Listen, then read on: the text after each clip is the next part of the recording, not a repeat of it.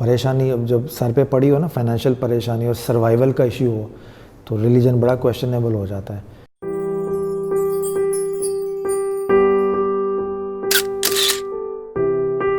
وہ مکالمے، پہلا میرا رجحان سارا مناظراتی تھا، کیونکہ جب کرسچن مشنری سے بات چیت ہوتی تھی تو اس میں ان سے جب ڈسکشن ہوتی تھی تو وہ چونکہ سوال بھی مناظراتی تھے، اعتراضات بھی مناظراتی تھے، تو جواب کے لیے پھر میں نے مناظراتی کتابیں پڑھی۔ مولانا رحمۃ اللہ کرانوی کی کتاب تھی اظہار الحق، جس کا اردو ترجمہ دارالعلوم کراچی سے ہوا ہے، بائبل سے قرآن تک کا 3 جلدوں میں، وہ ساری پڑھ لی میں نے۔ اجاز عیسوی تھی وہ پڑھ لی، اور بے شمار کتابیں تھیں۔ تو ہوا یہ کہ ملک سے باہر جب تعلیم کے دوران میں ایک مرتبہ یعنی کہ گیا مکاؤ، تو ویزا ایکسٹینشن کے لیے گیا مکاؤ، تو وہاں گیا تو میرا بٹوا گر گیا، پیسے وغیرہ تھے نا اس میں۔ اب میں بڑا پریشان تھا، میں کیا کروں؟ تو میں نے سوچا چلے مسجد اپنی دیکھتے ہیں مسلمانوں کی، تو مکاؤ کی بات ہے تو ارلی 90s کی ہے۔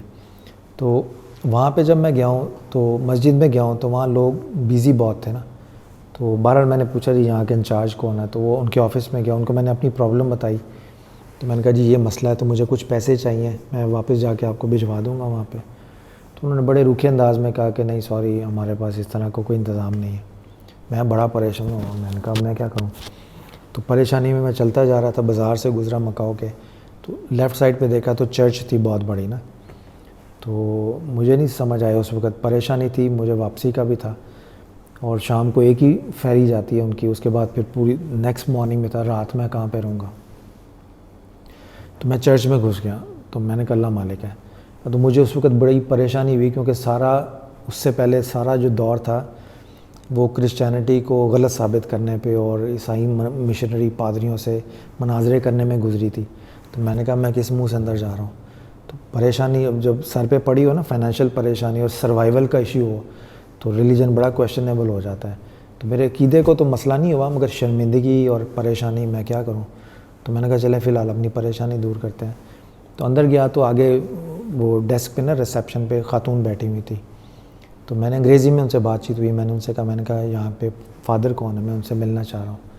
تو کہہ رہی آپ بیٹھیں تشریف رکھیں، تو کہتی ہے کوئی بات ہے بتائیے۔ وہ سمجھی شاید میں کوئی لوکل آدمی کمپلین کرنے آیا ہوں۔ میں نے کہا نہیں، میں وہ آئیں گے فادر تو میں ان سے بات کروں گا۔ کہتی ہے ٹھیک ہے۔ تو وہ پھر تھوڑی دیر بعد اندر چلی گئی، پھر تھوڑی دیر بعد آئی، انہوں نے کہا میں نے اندر پتہ کیا وہ اندر نہیں ہے، تو وہ شاید صبح آئیں گے، کہیں کام سے گئے ہوئے ہیں، تو آپ بتائیے کو میں کوئی آپ کی مدد کر سکتی ہوں؟ میں بڑا پریشان ہوں، میں نے کہا جی یہ میرے ساتھ مسئلہ ہوا ہے، تو میں نے واپس جانا ہے، تو ایک ہی فیری چلتی ہے، اس کے بعد پھر وہ نیکسٹ مارننگ میں ہو جائے گی، تو میرے پاس پیسے نہیں ہیں واپسی کے لیے نا۔ تو میں نے کہا میرے پاس گھڑی ہے، اگر آپ گھڑی رکھنا چاہیں تو وہ رکھ لیں۔ تو کہنے لگی کتنے پیسے ہیں؟ پھر میں نے اس کو اماؤنٹ بتائی، اچھی خاصی ہینڈسم اماؤنٹ تھی، یعنی واپسی کا کرایہ اور فیری کے ذریعے اور بارڈر کراس کرنا، تو وہ اچھا خاصا اماؤنٹ تھا۔ تو میں نے کہا اب میں کیا کروں؟ میں نے کہتی اچھا آپ بیٹھے یہاں پہ۔ تو وہ اندر گئی ہے، تھوڑی دیر بعد 10 منٹ بعد آئی، اس کے ہاتھ میں پیسے تھے، جتنے میں نے ڈیمانڈ کی تو اتنے ہی تھے، تو اس نے میرے ہاتھ پہ رکھ دیے۔ تو میں نے کہا جی کوئی رسید وغیرہ سائن شائن کرنے ہو؟ کہتی نو نیڈ۔ میں نے کہا گھڑی رکھ لیں؟ کہتی نہیں نو نیڈ۔ کہتی جب کبھی بھی آپ کا زندگی میں آنا ہو، یا اگر آپ نہ بھی آ سکیں تو اپنے کسی لوکل چرچ میں یہی اماؤنٹ جو آگے ڈونیشن دے دیجیے گا۔ تو اب میں سوچ میں پڑا ہوا تھا کہ ادھر میری اپنی مسجد میں یہ حال تھا۔ اب میں یہ نہیں کہہ رہا کہ ایسے ہی، مطلب اللہ تعالیٰ نے ایک ایکسپیرینس میں سے گزارنا تھا، ایک ٹرانسفارمیشن دینی تھی ایک نقطے کے اوپر، تو وہ میں اب سوچ میں پڑا ہوا۔ میں نے کہا یار یہ میں کیا کروں؟ میں تو اب میں عیسائیوں سے لے رہا ہوں پیسے، کافروں سے پیسے لے کے میں اپنا واپس جاؤں گا۔ تو میں وہ سارے راستے پہ سوچتا آیا، پھر میرے ذہن میں سوال یہ نہیں تھا کہ میں نے کافروں سے پیسے لیے ہوئے، میرے ذہن میں سوال یہ تھا کہ اللہ تعالیٰ نے مجھے اس الجھن میں ڈال کے ادھر کیوں بھیجا ہے؟ یہ سارے تجربے سے اللہ تعالیٰ نے کیوں گزارا ہے؟ ایک یہ تجربہ تھا جس پہ مجھے سوچنے میں کافی مجبور کیا۔